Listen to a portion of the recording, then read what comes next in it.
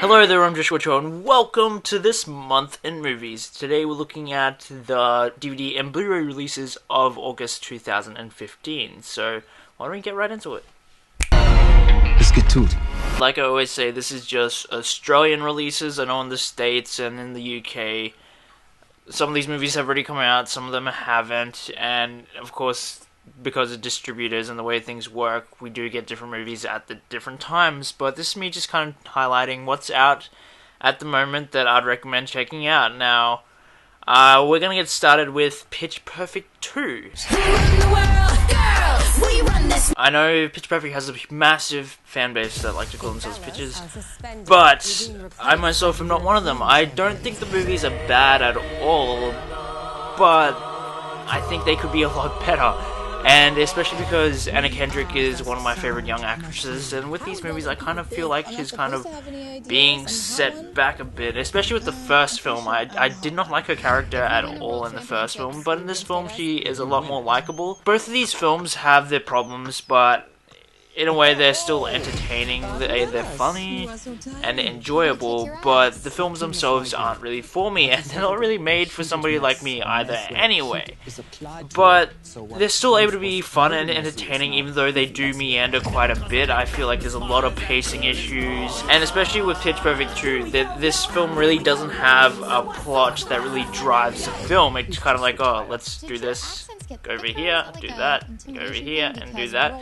And so it has a lot of pacing issues, but I did find it a little bit more enjoyable to watch because I connected with the main character a lot more this time around. And the cast is really good. The cast is really solid. They're really funny.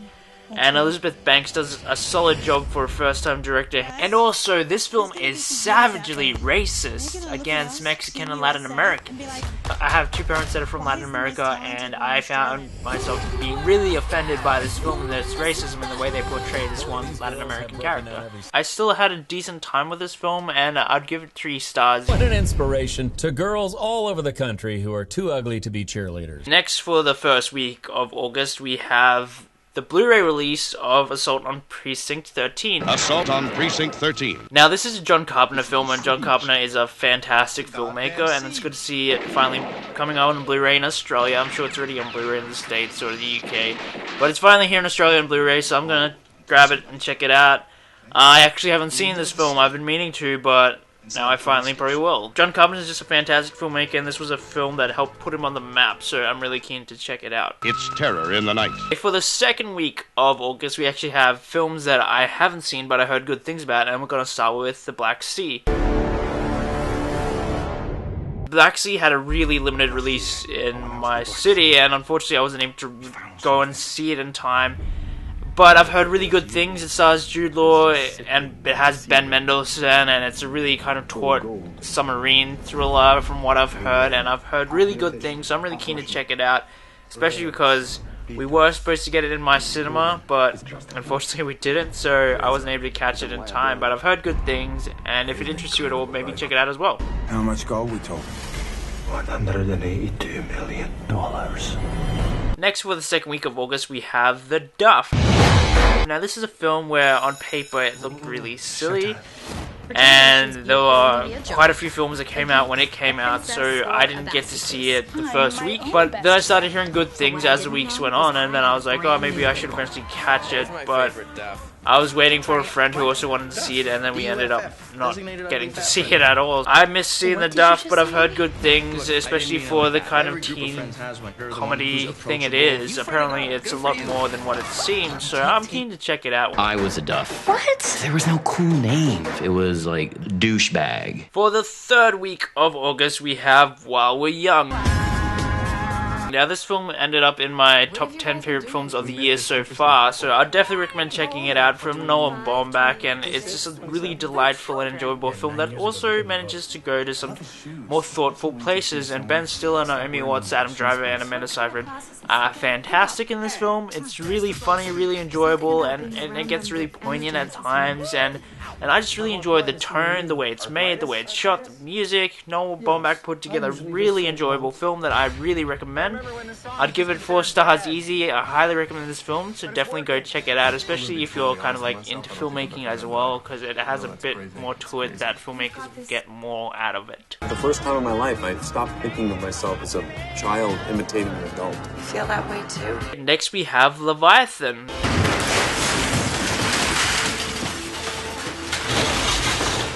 Now, Leviathan is a Russian film that it premiered at Cannes last year. I'm pretty sure it won the Script Award.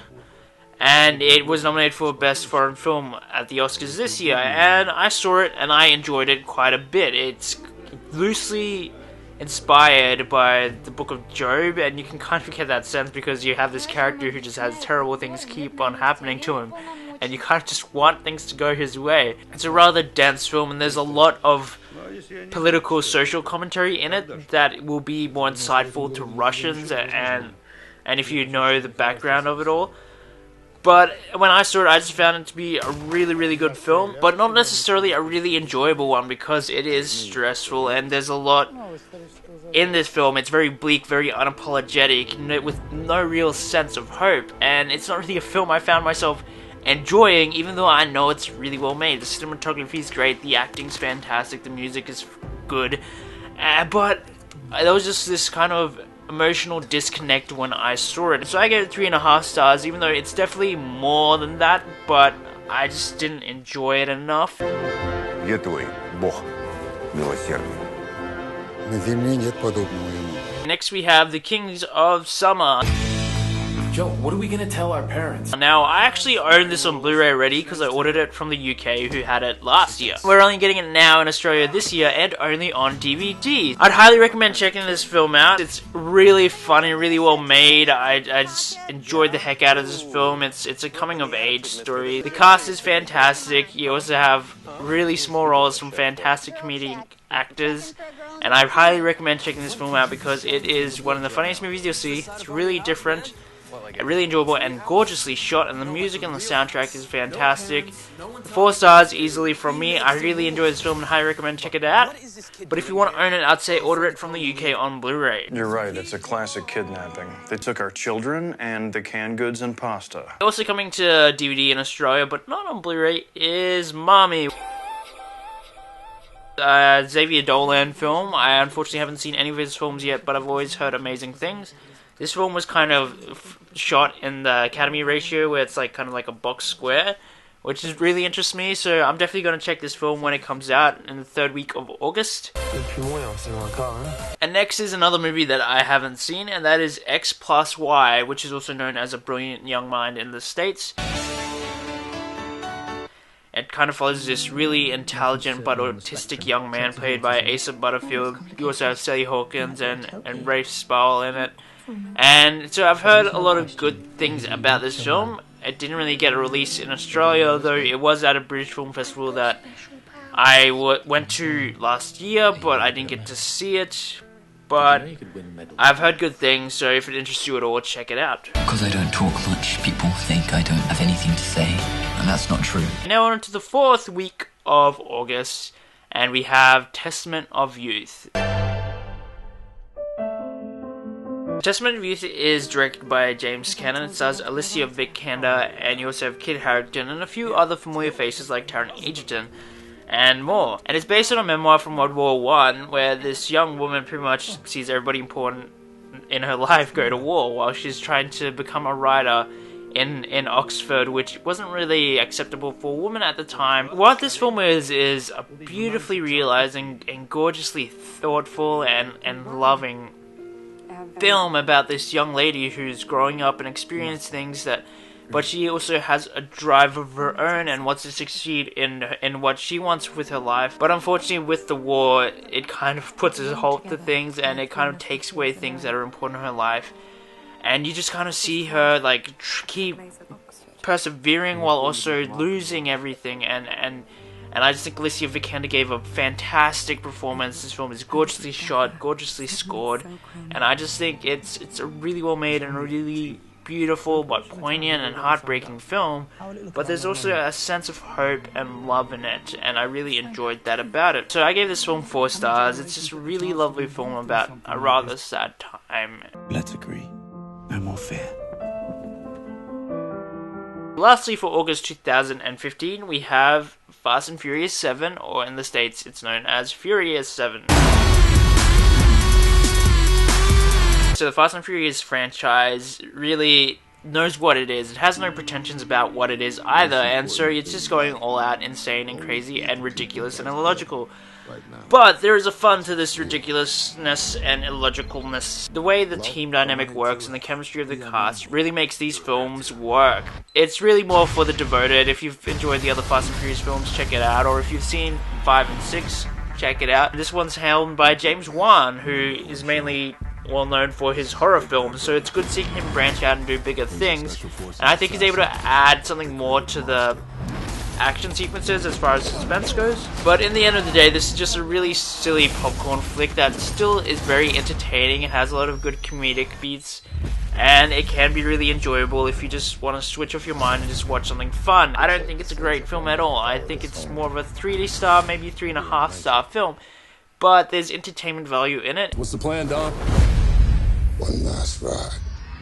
So that's all the time we have for today. If you have any thoughts on the movies I've talked about today, feel free to comment below. If you haven't seen them yet, go check them out. And if you do enjoy them, let me know in the comments below as well. You can also comment on my Facebook page, like that, comment there, follow me on Twitter, and don't forget to subscribe. These are just my thoughts and opinions on films that are coming out this month. So I know there's a lot of other movies that come out this month. A lot of them I don't mention is mainly because I didn't enjoy them, or I haven't really seen them and heard good things about them. But if you have, let me know which films you liked that I haven't mentioned that are coming out this month in August. But anyway, this is just my thoughts and opinions on just the films that are coming out in Australia. I'm Joshua Choa, this is J Productions. Just get out there and watch good movies.